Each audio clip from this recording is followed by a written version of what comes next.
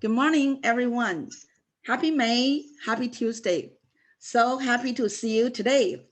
Welcome you all joining today's class. Take control of your money today for a better tomorrow. I'm Pauline Lam from Cotai Realty, your 2021 co-chair Education Committee, West and Gabriel Valley Realtors.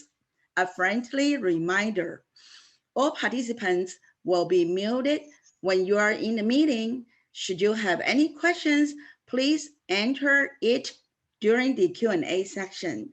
This section is being recorded and will be available on the YouTube channel, West and Gabriel Valley Realtors.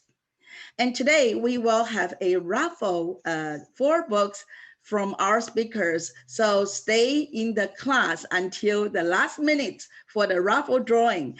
Now, I'm so happy to have Mario Manzanilla, our education committee member, to introduce our very special speaker, Mr. Rod and Mrs. Cheryl Kuratomi.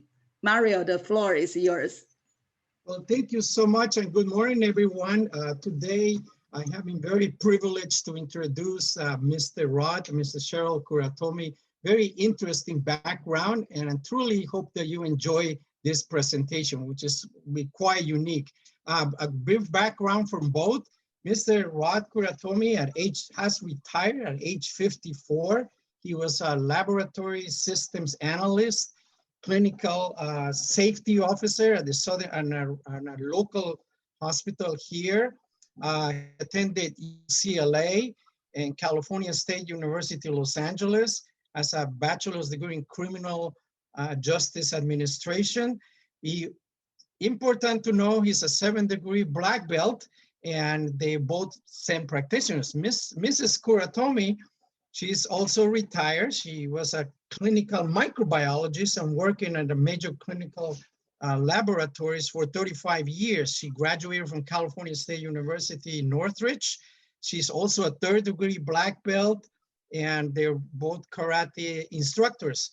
Both of them, by the way, they have 0 debt. They own their own home. The vehicle's free and clear. Their goal is to teach others how to be debt-free through education, and that's the purpose of this meeting. And lastly, I would say that then while they're retired, not only they're contributing, but they're both part of this Phil Simon Clinic, a Tanzania project, so you can see the opportunities that exist once after you retire. So I would like to welcome Mr. Rod and Cheryl Kuratomi. Now the floor is yours. Great, so thank you so much, Mario, and to the West San Gabriel Valley Realtors. I've actually known Mario close to 40 years now, believe it or not, it's been that long. And Mario read our book, which is basically the title of our presentation, Break Free, Take Control of Your Money Today for a Better Tomorrow. And maybe you didn't know, Mario is also a black belt. Us black belts, we rarely talk about that kind of thing. So he's your secret weapon within your group. So anyway, I thought I would introduce my wife, Cheryl, sitting right next to me. And she's going to tell you a little bit about why we wrote the book. Hi, everybody. Okay, first we want to say that we are not finance professionals. Everything that's in the book are things that we learned from our own experiences from our family and friends, and from a great deal of research. By following the guidelines that we're going to talk about today, we were able to become completely debt-free and both retire while we were still in our 50s. All right, so why do we write the book? There's a number of reasons that we wrote the book. First of all, is that we learned that far too many don't manage their money. Like we mentioned before, we've seen our own family and friends and ourselves make poor financial decisions, and we saw the problems that those caused. We realized the importance of starting financial education at a young age. This is a big one. If you realize the education system is really sadly lacking in this area. Courses on basic finance and money management are generally not required in the school system. Many parents don't teach their children about finances or how to manage money either, often because they don't know how to do it themselves. It's amazing that something that affects everyone's lives in such a big way is overlooked in the education system. We're bombarded with advertising. We're encouraged to spend our money, but not to save. We have television, online ads, magazines, social media. From a very early age, we're bombarded with advertising, encouraged to spend our money, but rarely do we receive information on the benefits of saving our money and money management. The majority of Americans today carry at least some debt, and unfortunately, many carry excessive debt. We saw the stress, the negative ramifications that are caused by debt. Stress is bad all around. It leads to lack of sleep and poor health. It negatively affects relationships. Stress caused by financial problems is one of the top reasons for divorce. Money management, good and bad, it affects everything in our lives. It affects how we live, how we eat, how we learn, how we play. It affects everything. Many have no or inadequate retirement plans. And again, we see this with our own friends and family. We have friends who are professionals and who make a good deal of money, but they're broke and they're going to have to work well beyond retirement age.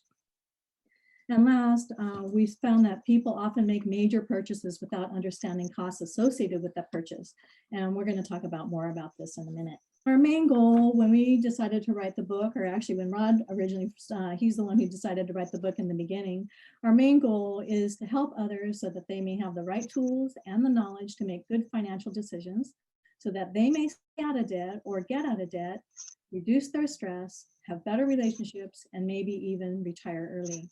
We really hope that we can help others to take control of their money and improve their lives. Here are some examples which may apply to you or someone you know. Living paycheck to paycheck, living beyond your means, never having enough money to pay for things, and as a result, you're unable to save any money. Your credit cards are maxed out, meaning they give you a set limit and you're already at that limit to where you can't charge anything. And that usually happens because you're charging too much and you're not paying off your credit cards and incurring huge debt. And you can't afford to or simply don't save for retirement. My own self, I was probably working at the hospital for 8 years before I decided to participate in the retirement plan. The reason why I didn't do it is initially I go, well, I'm not going to be here for very long. I'm probably going to start working somewhere else. And the other reason is my own father, he passed away when he was 43. I go, why do I have to worry and save for retirement? I'm probably going to be dead at an early age, just like him. So luckily, after 8 years, I did participate in the retirement plan. So here's a few names you probably know. They're all celebrities. They all have something in common. They all have declared bankruptcy. So let's look at Nicolas Cage first. He earned $40 million by 2009, yet he had to file for bankruptcy in 2014. He owed $6.2 million to the IRS. Lavish spending was his downfall. He even owned an island in the Bahamas. Dennis Rodman, famous basketball player, earned $27 million. He was bankrupt in 2014. His child support alone was $880,000 a year. He was known for running $30,000 bar tabs on a monthly basis. Pam Anderson of Baywatch fame. In 2013, she owed the IRS so much money, she had to sell her Malibu home just to pay off that IRS debt. Willie Nelson, famous country singer, in 1990, he had to sell his 44-acre ranch in Texas to pay the $16.7 million he owed to the IRS. Here's another one, Dionne Warwick of Motown fame. She declared bankruptcy because she owed the IRS $11 million. And this one is a big one. Wesley Snipes, he actually felt income taxes were illegal, and so he didn't pay them. Well, he ended up owing the IRS $12 million, had to file for bankruptcy, and in 2016, and he ended up spending 3 years in jail because he got convicted for tax evasion. And it permanently harmed his career because he got thrown in jail right at the peak of his career when he was very popular in the movies as an action star. So what did all these people have in common? One, they spend more than they could handle, they didn't manage their finances, or they trusted somebody with their finances and never oversaw it. So all of those things were causing a problem. So here's a few examples that we have in our book that are geared towards realtors and your clients. First thing that we learned is that many young people want to purchase a home, but they're not aware of the additional costs associated with purchasing a home, the costs that are in addition to down payment and loan costs. So, and our own kids and some of their friends are examples of this. They weren't aware that of the property taxes, homeowners insurance, PMI, association fees. They were shocked when they learned that utilities were going to be much more than they were accustomed to, and sometimes they didn't even think about the utilities: the water, gas, electricity, garbage removal, internet, telephone, and so on. And then they didn't even think about unexpected expenses. You know, maybe that roof is going to start leaking or the plumbing goes out. They weren't prepared to pay for any unexpected expenses that may come up. And of course, there's ongoing maintenance, the landscaping, cleaning, pool maintenance, paint, and so on. So again, our own kids were an example of this. So my own daughter, her and her husband, they just bought a house in Culver City just last year. It's a small 1,000 square foot house, total fixer-upper. They paid $1.2 million for that house. It needed a new roof because the roof actually had holes in it. Electrical was unsafe. Plumbing had to be redone. It's basically, they gutted the house and had to start all over. We spent somewhere between $50,000 and $100,000 on it. My daughter, she actually did the initial edit on the book that we wrote. And because of that, she had an idea of what she was going to come up against, and she started house hunting. Cheryl and I sat down with both her and her husband prior to purchasing the house, and we went over some of the expenses in detail as to what they were going to encounter. So when they did buy the house, they knew exactly full and well what it was going to cost them. They were well prepared for that. Also learned that some don't understand the importance of a good credit rating, and that is needed to qualify for a home loan. They also didn't understand that a good credit rating will help you qualify for lower interest rates. And then there's the subject of expensive cars. Wow, so you realtors, I know so many realtors that they drive really nice cars, you know, and I know it's important to have an image of success, but just make sure the cost is justified and you can afford it. So for example, even auto loan, if you buy it on credit, you're looking at paying $7,000 to $14,000, 7% to 14% interest rate, which is pretty high on a loan. So let's look at a case of two cars. Like Cheryl, she has an Accord, nice Honda Accord. We paid $25,000 for it. Versus saying if you bought a luxury sedan, you're looking at $75,000, you know, for a nice Mercedes or BMW sedan. $50,000 difference there. So you go, well, $50,000, I can afford it, but look at the long term sacrifice that you're making by spending that $50,000. If you just invest that $50,000 with a 5% return over 20 years, that's going to grow to $168,000. If you invest a little more aggressively, say in stocks, and you're able to get a 10% return on that, you're looking at $336,000 that $50,000 can grow to. And over your lifetime, you may purchase, you know, 2, 3, 4 of these luxury cars, and look at, you could end up having $1 million in your retirement account, as opposed to just by scaling back on a purchase on an expensive car. Money management. Are you drowning in debt? Do you want to reduce your debt or become debt-free, but think that goal is unattainable? Well, think again. I can tell you from my own experience that you can take control and turn things around. It's not easy. It takes discipline, lifestyle changes, and money management. It's not easy, but you can do it. Discipline and spending. So here are a few things we're going to talk about on the next few slides. Spending within your means, loans and credit cards, compound interest, and saving first and then making your purchases. So number one, spending within your means. Spend less than you earn. So this sounds like common sense, but unfortunately, it's far too common for people to spend more than they earn. Credit cards make it too easy to buy things you really can't afford, and this can get you into big trouble. Avoid spending on items just to have the appearance of a certain lifestyle or status. Designer clothes, nice jewelry, nice cars, and so on. Many people really feel they need to project a certain image, even though they really can't afford it. And again, another way to get you into big trouble. Loans and credit cards, home loans, car loans, student loans, and so on. Too often people obtain loans and then they find out that they can't pay them back. Credit cards. Most people don't realize that a credit card is really just simply obtaining a loan with a very high interest rate, and they're so easy to get. And so here's something that I didn't know until we started writing this book, and Rod actually brought it to my attention, is that credit card statements are required by law to include information which states how much you will pay if you pay only the minimum payment of each month. So here we'll look at an example. So this is from a real credit card statement. In this case, the balance was $3,076. And they tell you that if you make the minimum payment, which is only $35 a month, you could pay off that balance in 11 years. It's going to take you that long. And in the end, you're going to pay a total of $5,619. But they also tell you if you pay more, $106 in this case, you'll pay off that loan in just 3 years. Total payout would be $3,803, and you'll save $1,816 in interest payments. So if you pay $106 a month, you're going to pay $727 in interest. If you pay the minimum payment, $35 each month, you're going to pay $2,543 in interest. And this is under the condition that you charge nothing else on that credit card during that time period. So who cannot charge additional on their credit card over 11 years? So you know that that amount's going to go up. It's big bucks we're talking about. But if used correctly, credit cards can be a good thing. Cheryl and I use our credit cards for convenience, so we don't have to carry cash. It's a great tool. But we make sure we pay the balance off in full every month. This way, we never have to pay interest or fees.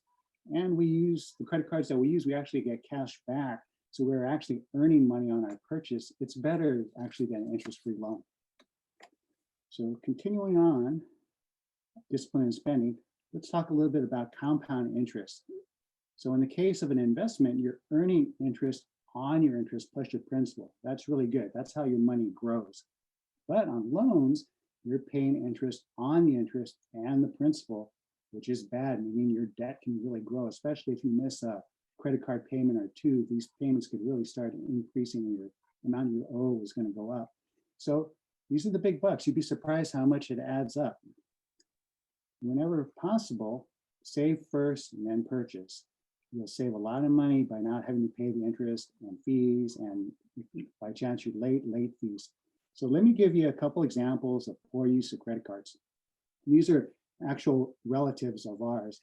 One was a young couple, and they wanted to buy their first house, and they got, the letter where you can get a cash advance on your credit card, and you get a great low interest rate for the first 2 or 3 months.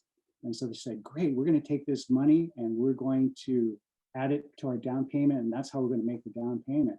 Well, of course, the realtor and the bank told them, no way you could do that. We're not going to let you put that kind of money on your credit card. And they had no idea. And what's interesting is he was actually upset, saying, he didn't understand the ramifications of it's basically running up a huge credit card debt that he couldn't pay off in full. And he was shocked. So that whole situation is one of the things that spurred us to want to write this book. Another one is a relative. He had a large education debt that he went to a trade school. And when he got out of the trade school, he couldn't get a job. He was making just barely a little bit over minimum wage. And his wife did not have a very good job, but she loved to spend money. Right away, she went out and spent $4,000 on a dining room set, put it on the credit card. And then a month or two later, they found out that they're going to have a baby.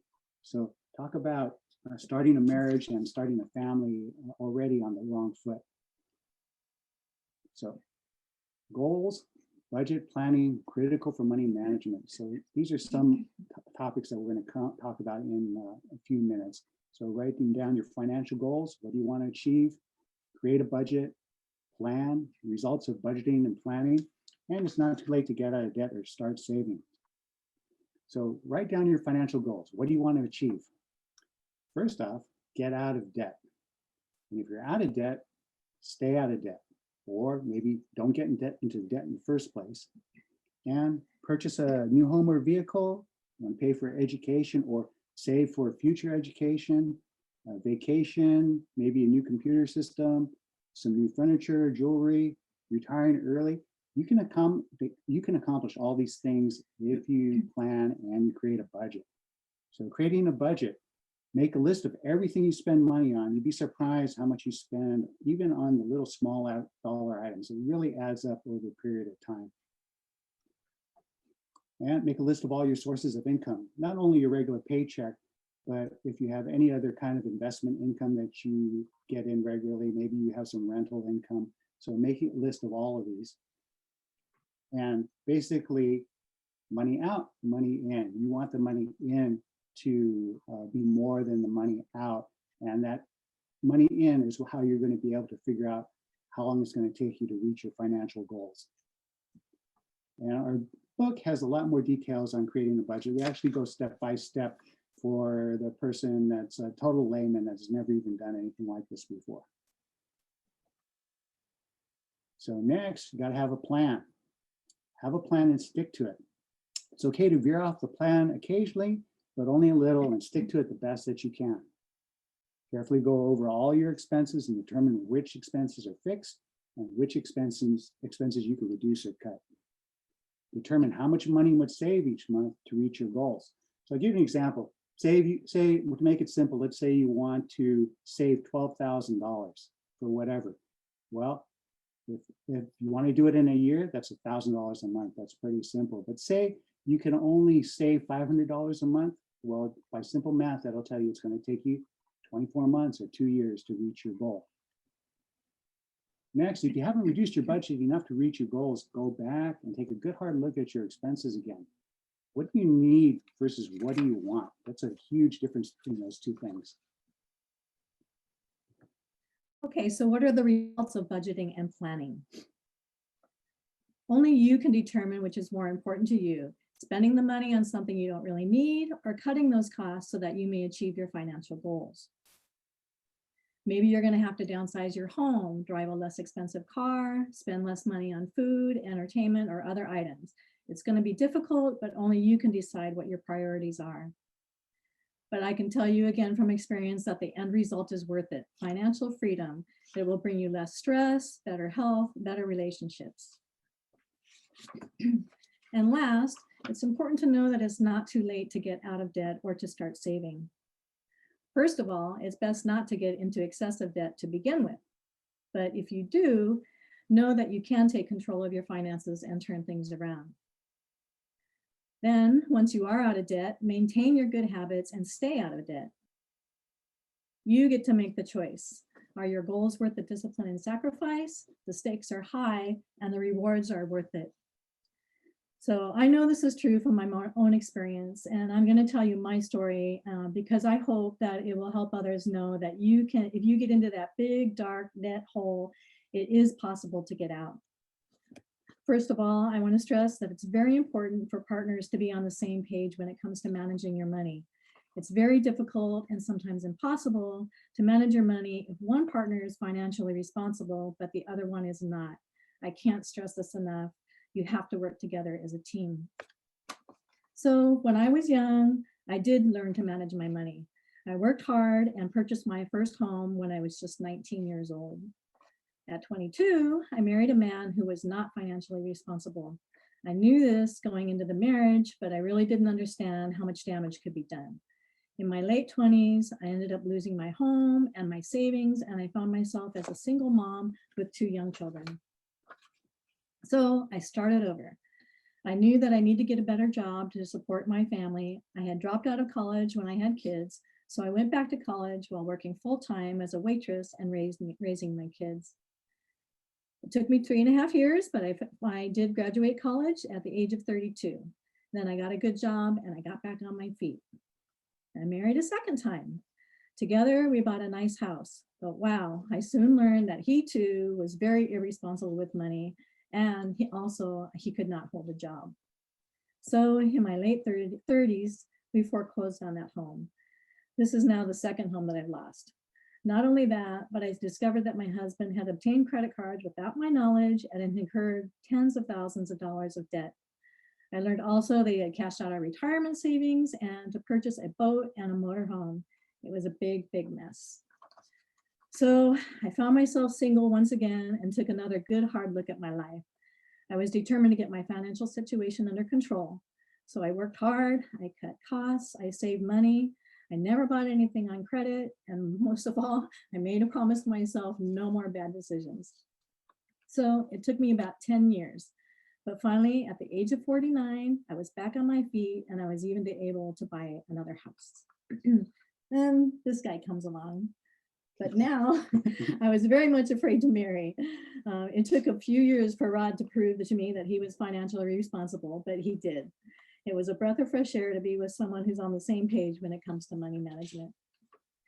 Then shortly after we were married, I got another job that came with a bigger paycheck. But instead of changing our lifestyle or our spending habits, what we did with all that extra money, it went straight into our savings and into our retirement accounts.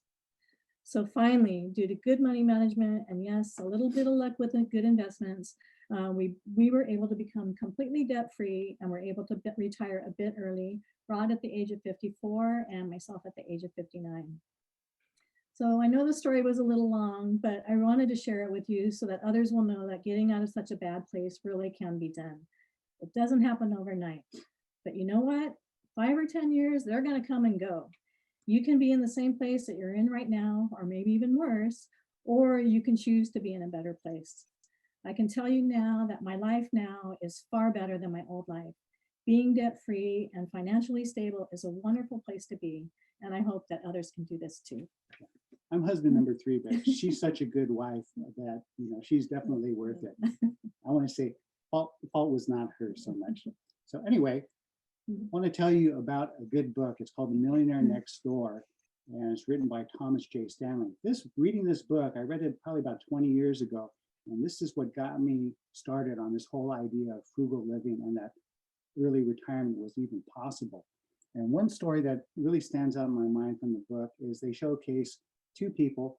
One's a very successful doctor. He has a great big house in a very expensive neighborhood. And he and his wife, they always have the latest luxury sedans and sports cars that they turn over every couple of years. The wife doesn't work. She's a professional shopper. Well, in his case, if he lost his job or say he got in an accident or serious illness, figured he would be bankrupt in 4 months. The other guy worked for the phone company. He had an average income. He bought a modest house in a modest neighborhood.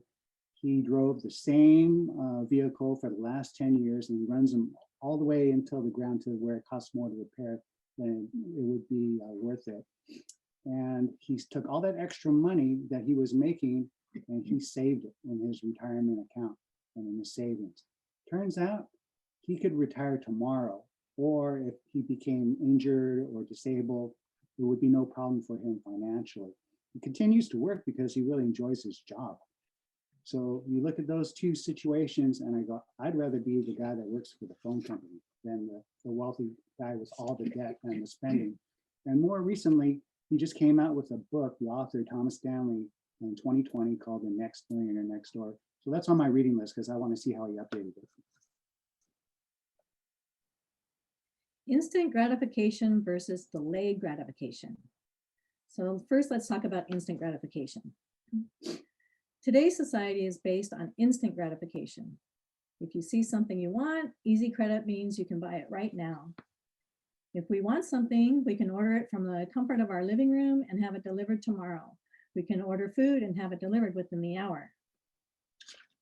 The current financial system is tailored to accommodate our desire to get what we want immediately by making it easy to obtain and use credit. But using credit is expensive. There are fees. And again, there are high interest rates and compound interest. Because of this environment of instant gratification, many go into debt because they use credit cards to purchase things they want, but they really cannot afford. And then we have delayed gratification. That's with delayed gratification, you delay a purchase until you save enough money to make that purchase. By saving money before you make the purchase, you can save big bucks by not paying fees or interest. If something is worth having, it's worth saving for. And this will go a long way to help you keep your spending and your budget under control. So I'm going to talk to you a little bit about image and insecurity, and this drives a lot of excessive spending. So I love this quote from The Sopranos: "Man is driven by his insecurities." And if you look at your insecurities, it can explain a lot as far as spending is concerned. Many people are insecure and they don't even realize it. Insecurity is one of the reasons that many people spend money on things in an attempt to promote a desired image and influence how others think of them. So can you really afford to buy that expensive home or luxury car, or do you have it just to impress others? What about the private school, expensive clothes, jewelry, expensive toys, vacation homes, vacations in exotic locations, expensive restaurants? To give an example, in Japan, real estate is so expensive that a lot of people just simply can't afford to buy property. And if you do, they actually have 50, 75, 100-year mortgages where you're actually indebting your children to pay off your debt once you pass on. I'll give you a story of my own father. He owned a gas station back in the 1950s. He was an auto mechanic. And this is back in the day when you took your car to the gas station for repairs as well as for gasoline. But when he wasn't at work, he dressed to the T. My mom used to call him a clothes horse. I guess that's a term for somebody that has a lot of clothes and dresses well. He always wore a fine suit, nice shoes. You look at him, you thought he was some business executive. But in fact, he wanted to project that image that he was a successful business owner, not just an auto mechanic. So it must have worked, because the local minister from the church came to him and says, "Sam, we want you to give us a bunch of money so we could buy this thing for the church." And without hesitation, my father gave it to him, gave the money to the minister. The minister left the house, and my mother was furious. She goes, "You just gave the minister our rent money. How are we going to pay the rent?" And at the time, they were living in a one-bedroom apartment, family of 4. So again, it was, I think, his image, and to prop up his image and to satisfy his insecurity, that he just felt the need that I got to give the money to him. And my father said to my mom, "Don't worry, we'll figure out how to pay the rent one way or another." And so that story always stuck out in the back of my mind. So a little bit about Zen teaching. So Cheryl and I are both Zen practitioners, Zen Buddhists, and really it teaches about the ego and how to control our lives and how we have the ability to take control of our lives. Zen practice helps us to understand our own weaknesses, and so that we can learn to overcome some of our personal internal obstacles. The real goal is to understand our true self. Savings and emergency funds. So why is it important to have a savings account? First of all, you want to be able to pay for those goals that you set. And then there's unexpected events. There will always be times when something unexpected happens, often resulting in unexpected expenses. It's important to be prepared to cover those expenses. And it's important to put savings into your budget. So what are some of these unexpected events? Job loss. So this last year is a good example. Who'd have thought that the pandemic would have come along and so many people would lose their jobs? So you have to be prepared for that. If you should lose your job, how are you going to pay your bills? Injury, illness, pregnancy, and again, pandemics. One thing is that it's very important to know that medical insurance often has a cap for large or long-term medical expenses. For example, your medical coverage may have a cap of $1 million, but it's not unusual for medical costs to exceed this. And Rod's own mom is an example of this. Right. So my mother, she became handicapped before retirement age. I think it was about age 63. And towards the end of her life, she had to live in a nursing home just because she needed that medical care. Well, her nursing home costs with her medications and other things like that were $7,000 a month. That's $84,000 a year. We're talking after-tax money. That's huge. Now, she had the foresight to buy an extended health care coverage plan, well, extended care insurance for the nursing home. But it really paid about $3,000 a month, but it capped out after it paid $120,000. So it lasted about 3 years, but then after the 3 years were up, she ended up paying out of pocket all that money herself.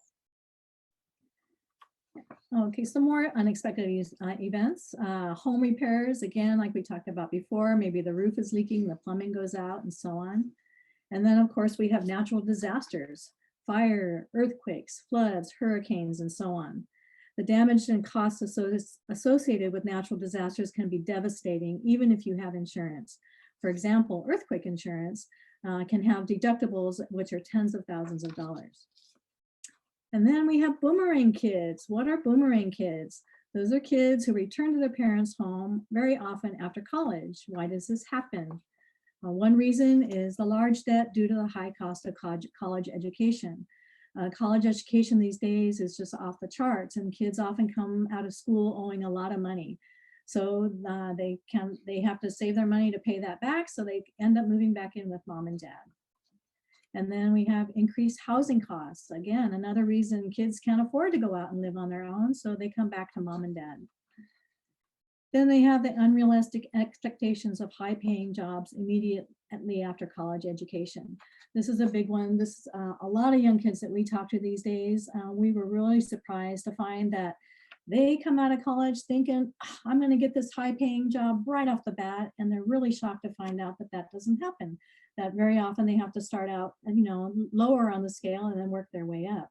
So we have a friend whose son, he loved video games. So he went to college and he got a degree in computer game design.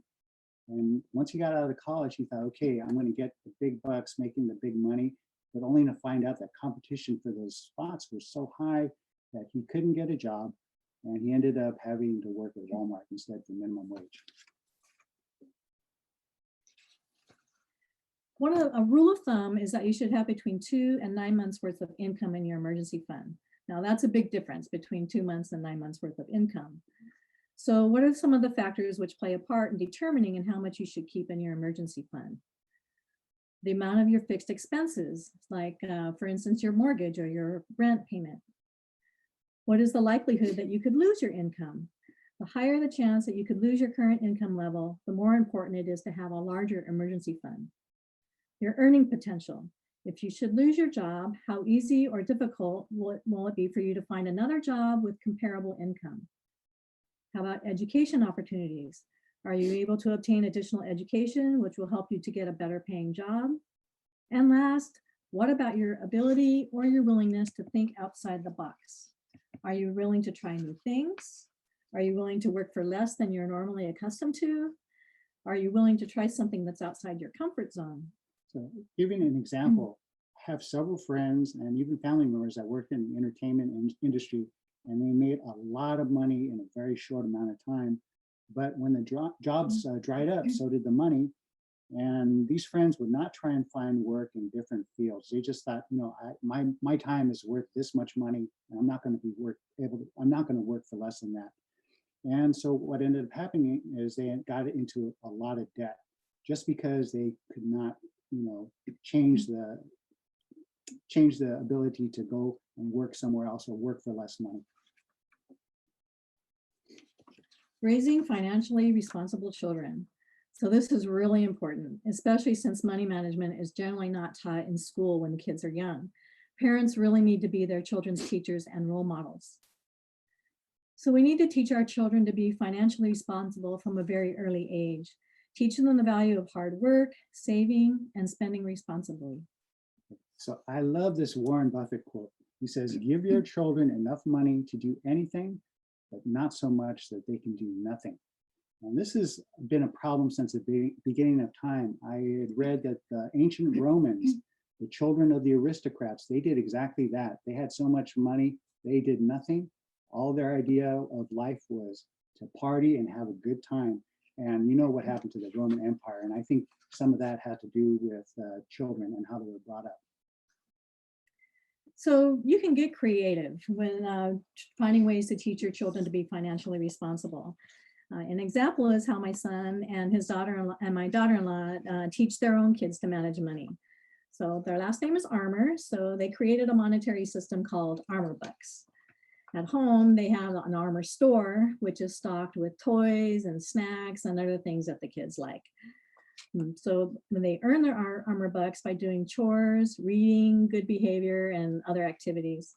And then they can take their armor bucks and redeem them for merchandise from the armor store, or they can exchange it for real cash. Now, the exchange rate's really bad, but still, sometimes they want that real cash, so they'll do it. Anyway, the system teaches them the value of working, good behavior, spending, saving, spending responsibly, and especially for the little ones, how to actually count and use their money. So a good example is our 10-year-old grandson. He really wanted a computer. So his parents told him, well, you better start saving your money. You better earn your money and save it. So he did. And just a few months ago, he bought his own computer at the age of 10. And then we have our little, the youngest, the granddaughter. She's a little pistol. My son jokes around. He says they have 4 kids. So he says for the first 3 kids, they have, yes, education fund. But for the little one, they have a bail fund. she's always getting into trouble, and she's a little rascal. So anyway, one day we were webcamming with them, and she was holding a toy that was still a doll that was still in a box. And we asked her, oh, so why are you holding the box? And she goes, oh, because it's in the armor store and I want it, and I have to earn my armor bucks so I can buy it. And so we asked her, oh, so what do you have to do to earn your armor bucks? She says, I have to be good.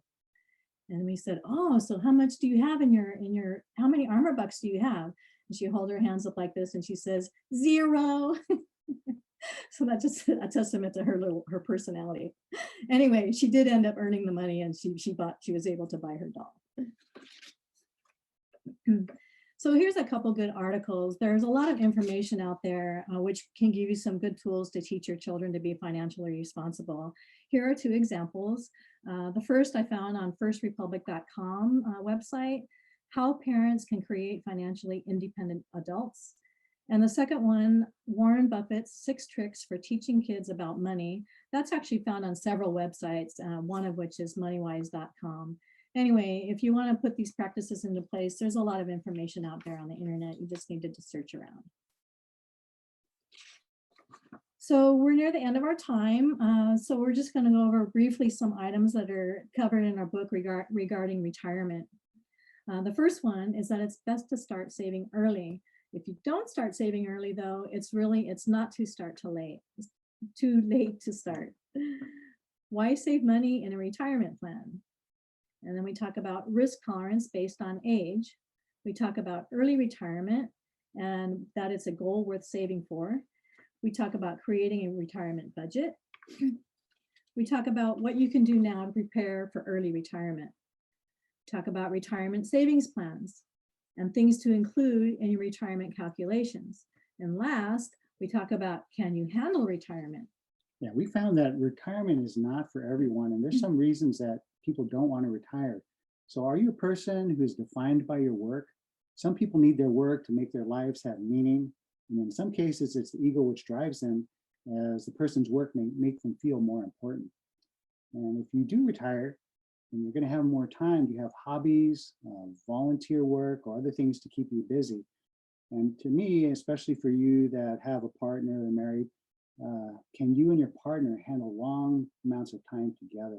And I think COVID in this past year was a really good test for some people, having to be at home for so much time. And I'm going to guess it resulted in a lot of divorces. And we actually have a lot of friends who retired and they went back to work after a few months because they just couldn't handle being around each other all the time. So we're going to talk about a few reasons that you might want to retire early. First of all, life is too short. Tomorrow is not guaranteed. You want to be able to enjoy your retirement, spend time with your family, travel, do your hobbies and so on when you're still healthy and able to do so. This was a big factor in one of the reasons that Rod and I wanted to retire early. We saw our own family and friends who did not get to enjoy their retirement for various reasons. We had a few friends who passed away just before or just after retiring, and they didn't get to enjoy their time. And we both have strong family histories of early deaths and disabilities.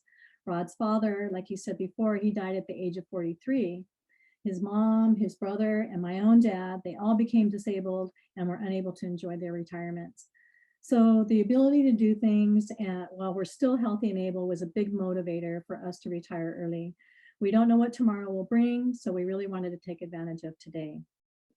And last but not least, a good reason to retire early is to reduce stress, because stress kills.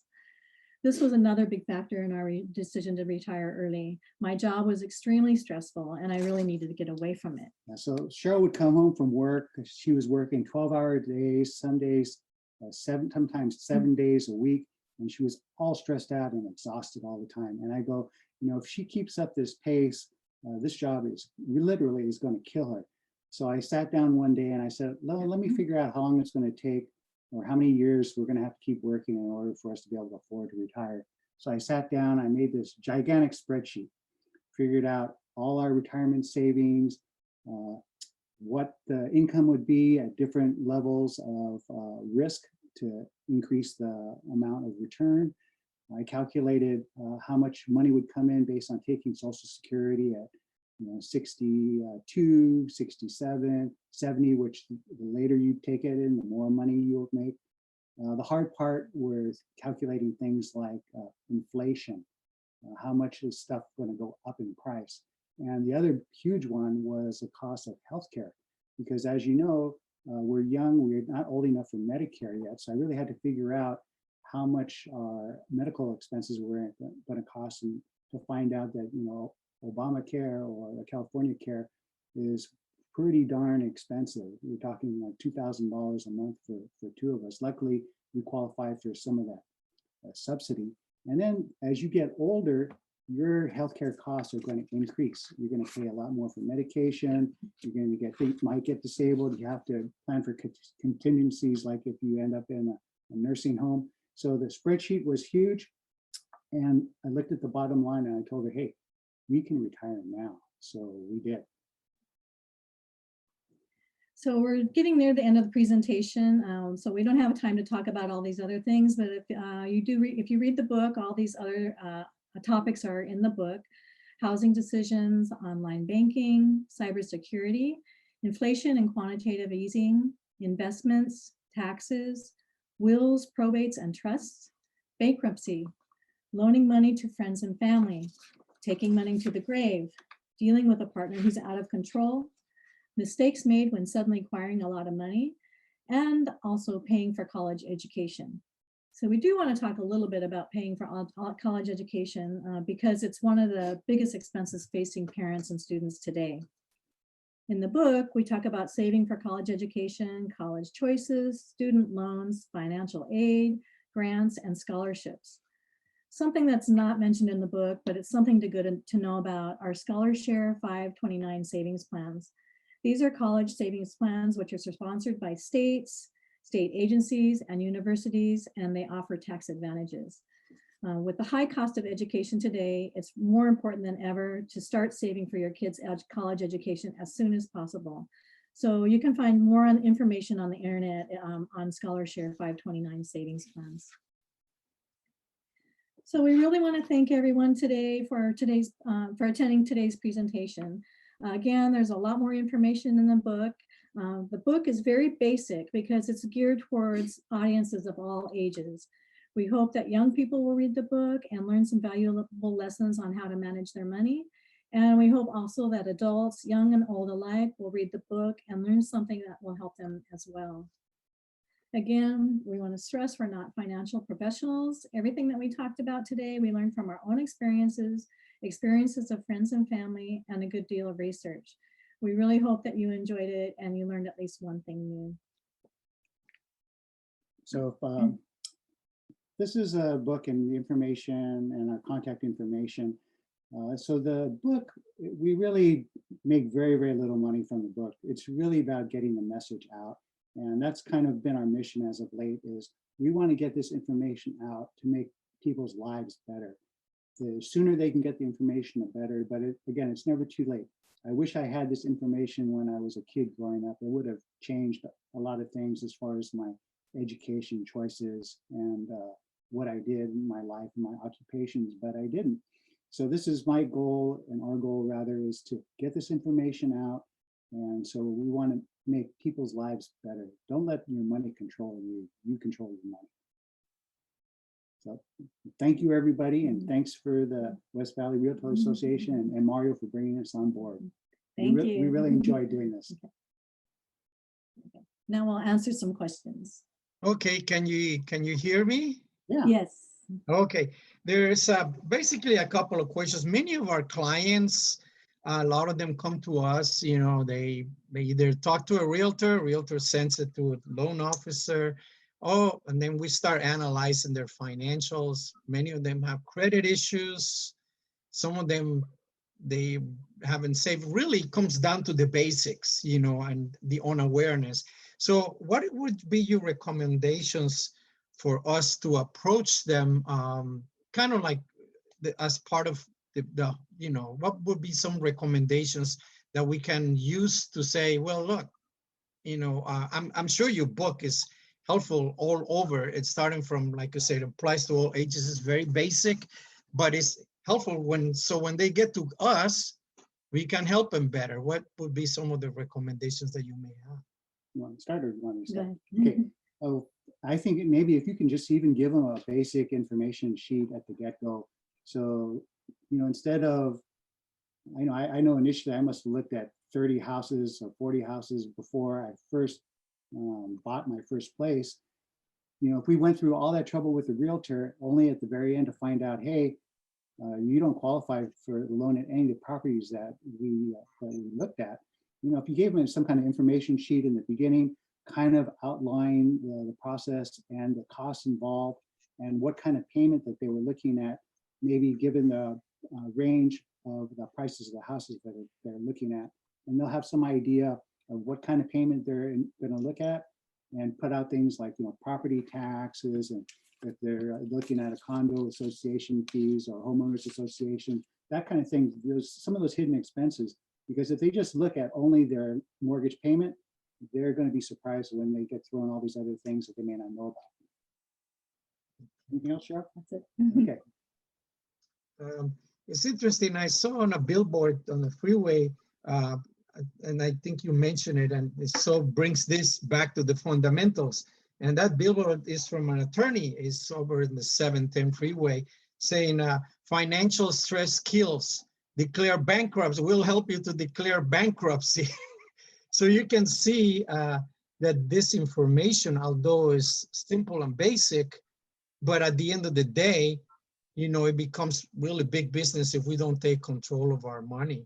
And sometimes we do talk about bankruptcy in the book, because sometimes that's your last resort. Sometimes that's what you have to do. But again, people have to understand that bankruptcy is going to destroy your credit rating for several years. And, you know, most people need credit. You know, everybody is going to go into debt, you know, to buy their house. And so, you know, or wherever they're living, if they want to own their property. So going into debt is, you know, it's going to happen eventually, but they just got to learn, you know, that if they go into bankruptcy, they're going to have a lot of difficulty getting any kind of credit for several years after. And it's really going to put a ball and chain right on their life, because they're not going to have the freedom to do the things that they want to do. Thank you for such a great information, both of you. It's a very simple way, but actually very powerful way, because really it's the fundamentals. It's the basic fundamentals of everything from buying a house to retirement, you know, but we all seem to here and there, because of the lack of education, to miss the boat, you know, and that happens quite a bit. And we see that in our clients. So thank you very much, Pauline. I guess we'll put it back to you. I think it's a lucky draw time. Yeah. Sorry, can you guys see my screen?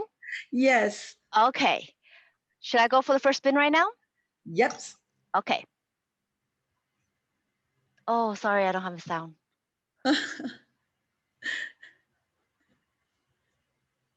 Oops, I should have removed that one. Speaker. Bernadette. Is Bernadette here? I don't think she is.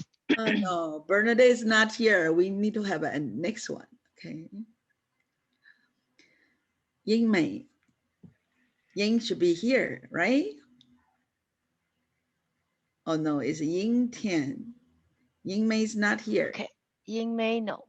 Yeah.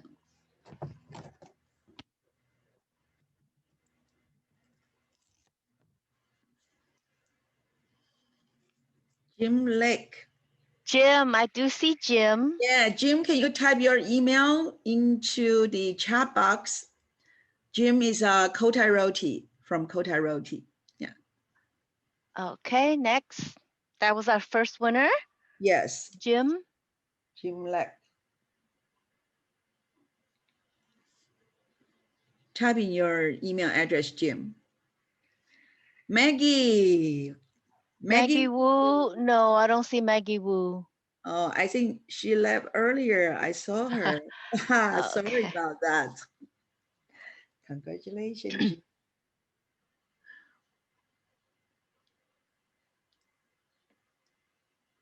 Rick Wu. Rick No, there's. Wu. I don't see Rick. You don't see Rick? Okay, next one.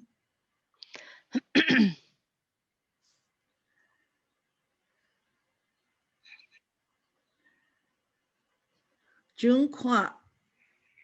June Kwa, not here. Not here. Yeah.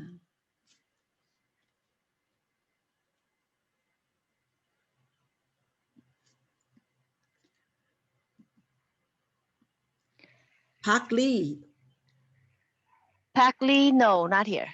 not here.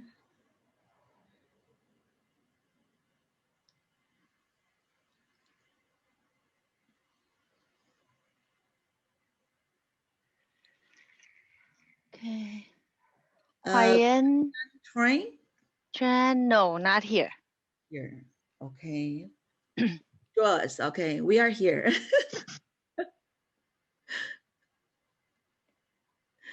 Wei Ming Lee, Mr. Lee, are you still? Yes, I see him here. Oh, okay, Mr. Lee, you need it. Okay, well played your financial. Okay, I'll put you down for the second winner. Let's move on to the third.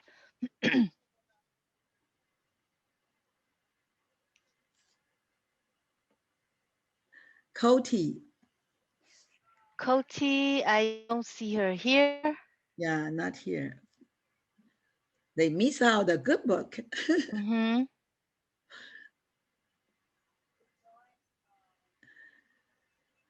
Christine Fan, No. not here. I wish the best luck of all the attendees here. Quickly, we can draw you. We need another two. Ooh, Pauline Lam. Pauline, you get one. Thank you. All right, Thank you. you're third, Pauline. Now the last one. Oh, lucky I am.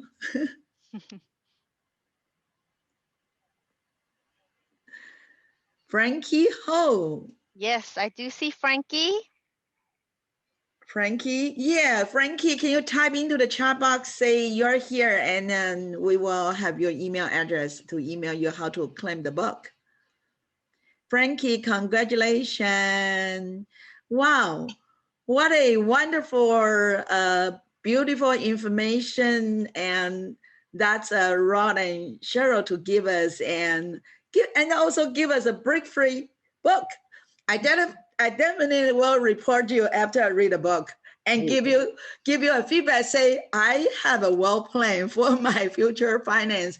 I really want to retire earlier. Okay. Thank you so much.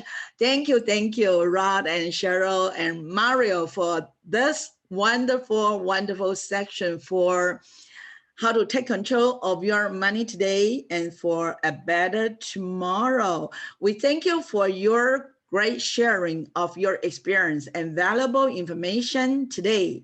On behalf of West and Gabriel Valley Realtors, we would like to thank Rod and Cheryl, you again, and then we wish to see you in person. A quick reminder for next Tuesday, we have 2 classes in the morning, May 11th, Tuesday, 9:30 to 11 o'clock. Don't miss out this great section. Keep more of your money in 2021. This is about tax reduction solution and to give you idea how can you well prepare your 2021 tax deduction for your tax return in advance? And the speaker is come from Texas, Thomas Rich from Bradford Tax Solution. And follow the 9:30 to 11, we have 12 o'clock commercial seminar, how to close more commercial deal and make more money by co-star specialist Tony Colutions. And we wish to see you all and joining these two good classes in the coming Tuesday. We thank you again, Rod, Cheryl, and Mario, Fang, and all of you joining today's valuable class. We see you next Tuesday, 9:30 and 12 noon for another informative classes. See you soon. And thank you, Rod and Cheryl, Mario. Thank you guys. Thank you all. Thank you very much. Thank you for Thank you.